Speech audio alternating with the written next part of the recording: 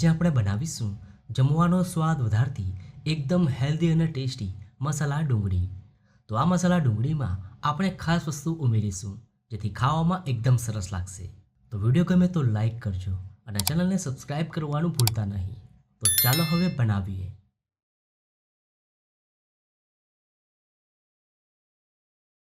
તો મસાલા ડુંગળી બનાવવા માટે અહીંયા મેં 3 જેટલી મોટી સાઇઝની ડુંગળી લઈ લીધી છે. હવે ડુંગળીને સ્લાઇસમાં કટ કરી લઈએ. તો અહીંયા મેં 3 જેટલી ડુંગળી લીધી છે. તમે જરૂરત પ્રમાણે વધુ ઓછી લઈ શકો છો.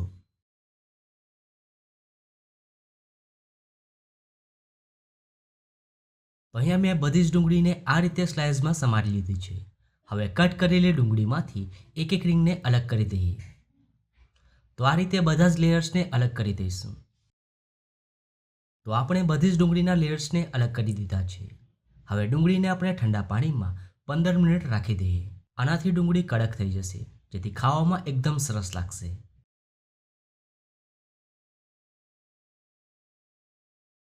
હવે આપણે મસાલો તૈયાર કરી લઈએ. તો અડધો ટીસ્પૂન ચાટ મસાલો, 1/4 ટીસ્પૂન ગરમ મસાલો, 1 ટીસ્પૂન શેકેલા જીરાનો પાવડર, અડધો ટીસ્પૂન કાશ્મીરી મરચું અને સ્વાદ પ્રમાણે મીઠું ઉમેરી બધા જ મસાલાને એકવાર મિક્સ કરી દઈએ.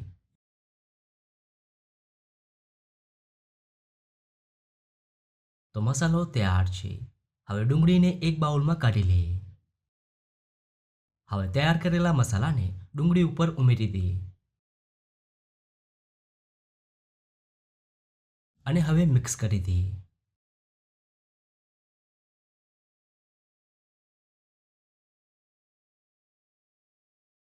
હવે તેમાં ખાસ પેસ્ટ ઉમેરીશું જેથી આ મસાલા ડુંગળી ખાવામાં એકદમ સરસ લાગશે.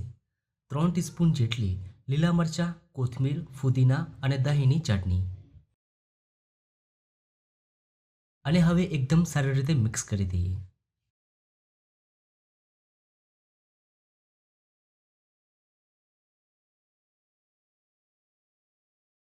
હવે લાસ્ટમાં ઉમેરીશું અડધો લીંબુનો રસ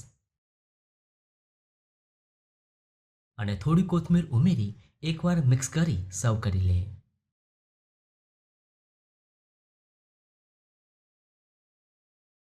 તો એકદમ ટેસ્ટી એવી મસાલા ડુંગળી બનીને તૈયાર છે.